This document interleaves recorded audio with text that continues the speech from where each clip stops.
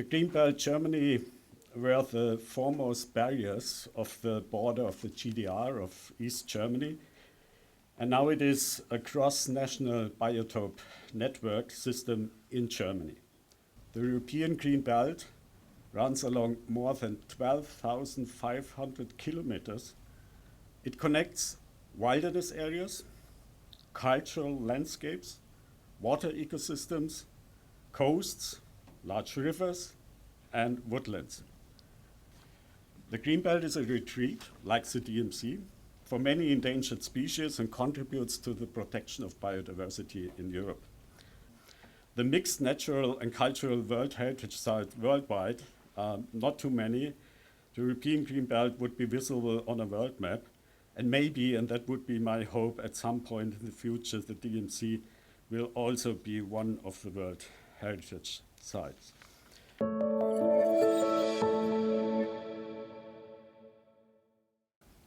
Our education center features both of what we would say are the keystones of conservation. This is practical conservation on the one hand, but on the other hand it is education for conservation. So the youngest generation has to be brought up with these very topics from the earliest possible stage. We have quite different landscapes and quite different policies involved and policies necessary. This includes a wide variety of primary or natural landscapes and as well as secondary cultural landscapes. So sanctuaries, and to put it simple, just leave them alone. Green belt is like a interesting broadleaf. So the green belt creates a much more valuable and natural woodland. Get as many people as you can to visit the DMZ or the green belt. Yeah, the young people with a maybe not too fixed mindset who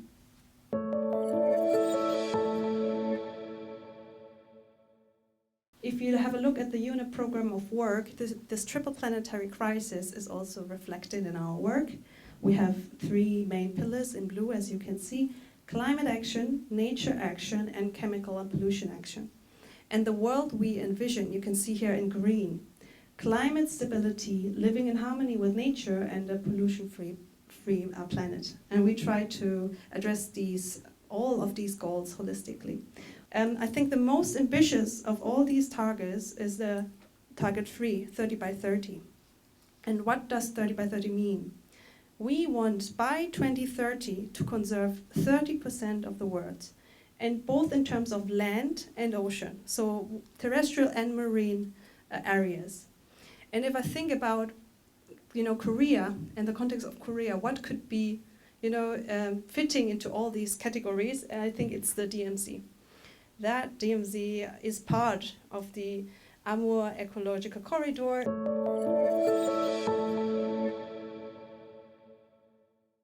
저는 이것이 우리가 보호지역을 계획하거나 관리하거나 또는 평가할 때 중요한 기준이 돼야 된다고 생각됩니다. 근데 이런 기준들이 저는 우리가 지금 갖고 있는 보호지역을 한번 다시 돌아보고, 특히 DMZ에서는 이런 기준들을 바탕으로 해서 우리가 한 번 더 볼 필요가 있지 않을까. 하지만 지금 저희 나라도 지금 MB사업에서 국가생물다양성 다양성 전략에서 안에는 30년까지 30%를 육상과 해상에서 전부 다 하려고 목표를 야심차게 도전을 하고 있습니다. 전체 우리나라가 기록되어 있는 것이 28,000 정도 종이 있는데, 그중에서 DMZ가 있는 종은 약 6,600종이 있습니다. 따라서 DMZ에서만, 아까 제가 면적이 DMZ만 1.6%고 그 다음에 전체적으로 6,000 정도 스퀘어 킬로미터가 안 되는 되게 작은 2-3%밖에 안 되는 면적임에도 불구하고 실제적으로 조사를 해봐도 상당히 생물 다양성적으로 우수한 가치를 지니고 있다는 것을 보여주고 있습니다.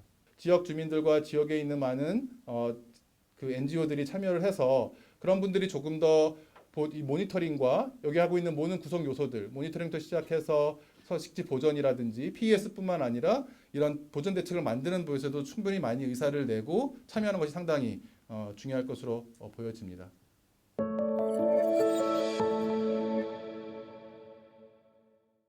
이 아무르 생태 통로가 연결되는 생물 다양성의 보고로서의 DMZ, 저는 그래서 이 DMZ를 바라볼 때 압축적인 어떤 개발보다는 보존과 현명한 이용이라는 관점에서 DMZ를 조금 이렇게 바라보면 좋겠다. 두루미네 노는 기업 ESG 활동과 연계해서 거버넌스 이런 것들을 좀 협치를 실현한 하나의 사례로서 말씀을 또 드릴 수가 있겠습니다.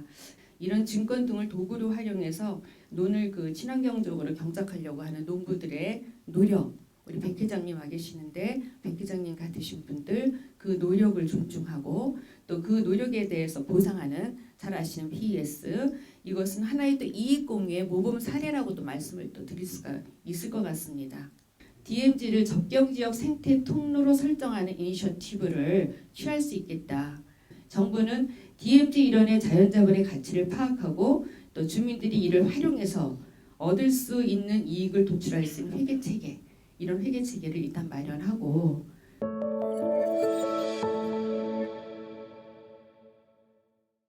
두루미와 더불어서 제두루미 이 두 종류가 바로 DMZ와 그 일원 지역에 서식하는 대표적인 종입니다. 역시 철원 지역도 DMZ의 잠자리가 중요합니다. 이쪽 지역 중간 여기에는 하천도 있지만 가운데 이렇게 넓은 호수 같은 습지가 있습니다. 보통 한 200~300m 정도 되는 그런 곳이 여러 군데가 있어서 그런 곳들이 잠자리 역할을 하고요. 이쪽 지역은 역곡천이 흐르고 있어서 이 하천의 모래톱이 중요한 잠자리 역할을 하고 있고 이쪽은 한탄천이 흐르고 있고 또 중간에 또 역시 습지가 있습니다. 넓은 웅덩이 같은 100m에 해당되는 웅덩이들이 그들의 중요한 잠자리가 됩니다. 다만 아주 넓지는 않습니다. 그러다 보니까 곳곳에 잠자리가 분산되어 있습니다.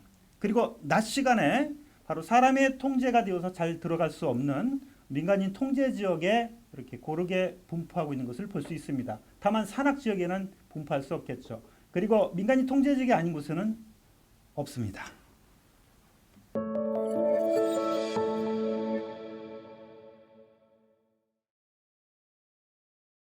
예, 패널 토론을 진행하겠습니다. 주된 내용은 거기 우리 패널 토론에 오늘 발표한 내용들을 쭉 보면 우리 DMZ 일원의 지속 가능한 발전 그리고 보존 그리고 우리가 어떻게 같이 가야 될까.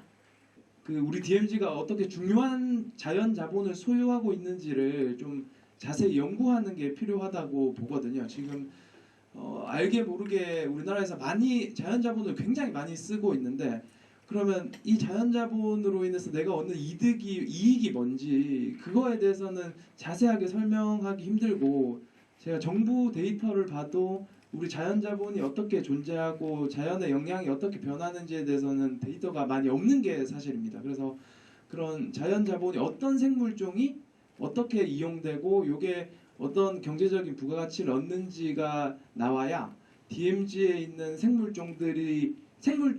DMZ를 보존하는 데 있는 공감대가 많이 높아질 것 같다는 생각을 많이 합니다. 어쨌든 이제 이런 상징적인 부분들이 우리 접경 지역에 있는 생물 다양성이 이제 우수하다라는 것을 반증해주는 그런 것이라고 저는 생각이 되고요. 이런 부분들을 잘 살려나가는 게 굉장히 중요하다는 생각이 듭니다. 그래서 말씀드렸듯이 이제 뭐 교육이라든지 그리고 이제 보존하는 부분들 그리고 이제 이용하는 부분들도 좀 친환경적으로 예를 들면 이제 뭐 생명산업들 이런 것들을 이제 우리가 이제 잘 육성을 해가지고 지역이 더 발전할 수 있게 만들어주는 게 굉장히 중요할 것 같습니다. 그래서 이제 뭐 마지막으로 좀 강조하고 싶은 말씀은 뭐 계속 말씀드리지만 모든 것들이 이제 주민이 주도할 수 있도록 그런 틀을 만들어주는 게 저는 제일 중요하다고 생각이 듭니다. 지금 저희가 아리백 플랫폼을 만들고 있습니다. 그 내용은 뭐냐면 비오톱 지도가 밑에 깔리고요. 이제 우리 지사님은 워낙 아리백을 좋아하니까 거기에다가 이제 탄소의 배출과 흡수를 계산하는 걸로 해서 아리백 플랫폼을 이제 저희 연구원에다가 만들고 있습니다. 이게 만들어지면 이제 제가 지금 한 첫 작업은 생태축입니다. 생태축을 만들었고 이걸 어떻게 하면 이제 이룰 수 있는가가 문제인데 돈이 없으면 계획으로 이루어야 되는데 여기 계시는 분들 잘 몰라요. 저는 잘 아는데 우리는 환경계획과 국토계획을 통합할 수 있도록 해놨어요. 법은. 지금 가장 심각하게 느끼는 문제가 민통성 북상의 문제입니다. 그리고 이 북상이 되면서 그 해제된 지역들이 생태적 훼손되거나 아까 막 축사 들어온 이야기도 뭐 여러 가지 말씀하셨잖아요. 그리고 사유지, 그러니까 특히 외지인들이 이 토지를 지금 사고 있는 문제 등등 이야기되고 있는데 우리 다행히 이번 이제 GBF를 관련해서 우리 정부나 전문가들이 좀 많이 관심을 가지고 계셔서 오늘 이 자리에서 저는 DMZ 내부와 민통선 지역에 대한 것들 구분해서 봐야 된다 생각이 들거든요. 근데 우리가 이제 이야기를 하다 보면 DMZ 일원을 그냥 DMZ라고 말하긴 하는데 그런데 대한민국은 OECD 국가이기 때문에 이런 서비스를 못 받았습니다. 우리 스스로 해야 됩니다. 그래서 제 얘기가 이제 거의 끝나는데요. 이 2018년에 UN 통계위원회가 이제 발벗고 나섰습니다. CBD 힘 안 빌리고 UN 통계위원회가 2018년에 이 드라프트 아까 말씀드린 환경 경제 회계 시스템의 정보판을 2018년에 내서 이것을 다시 2021년에 전 세계적으로 공표를 해서 앞서 제가 말씀드린 이 구 버전 이것을 완전히 업투데이트해서 이런 걸 만들어냈습니다. 현재 8,000마리가 잠자고 5, 6개월 동안 쉬었다 갈 수 있는 환경을 준비해놓고 북상을 하자 이거예요. 통일이 돼도 왜 철원에 4차선 고속도로가 나지 말아야 되고 왜 철길이 나지 말아야 되겠습니까? 나야 된다 이거예요. 그러면 최소한도 환경부나 정부가 옛날처럼 힘으로 지정을 하지 말고 농민한테 소득을 주는 계획을 프로그램을 내놓고 8,000마리, 10,000마리가 쉬었다 5개월 동안 쉬었다 갈 수 있는 면적이 약 한 400만 평 정도 가지면 됩니다. 이것으로 이렇게 패널 토론을 마쳤으면 합니다. 괜찮으시겠죠?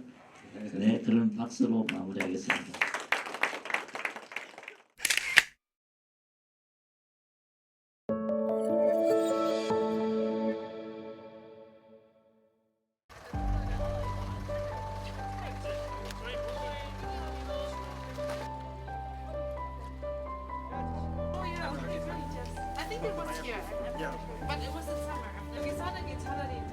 나을 것 같습니다. 지금 비닐하우스가 계속 늘어서 걱정이 많습니다.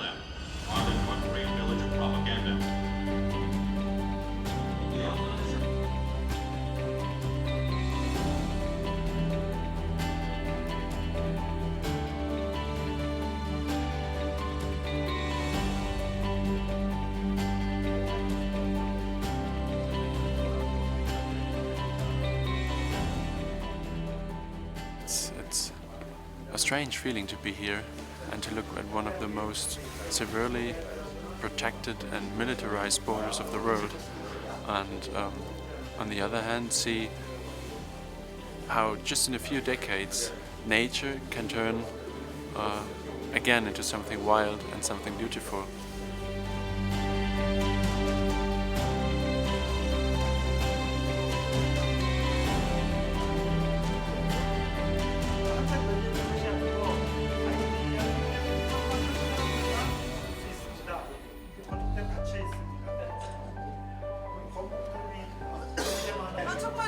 사랑이야. 와. 사랑이가 무정만을 계속 낳고 있기 맞아. 의미를 할 수가 없어.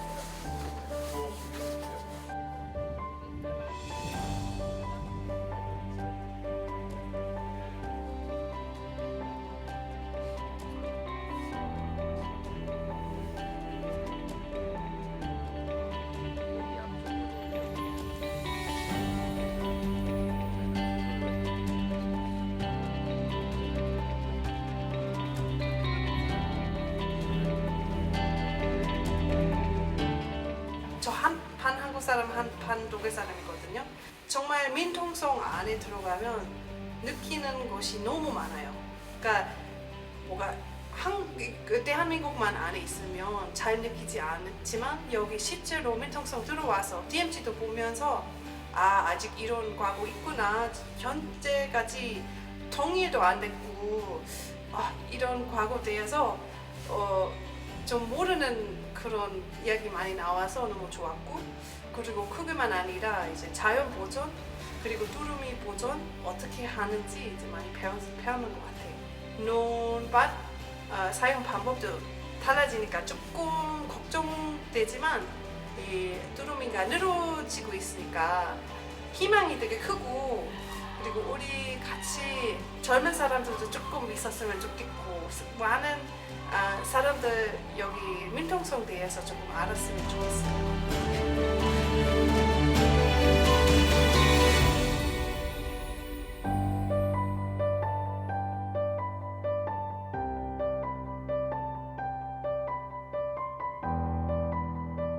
하나 둘 셋. 화이팅!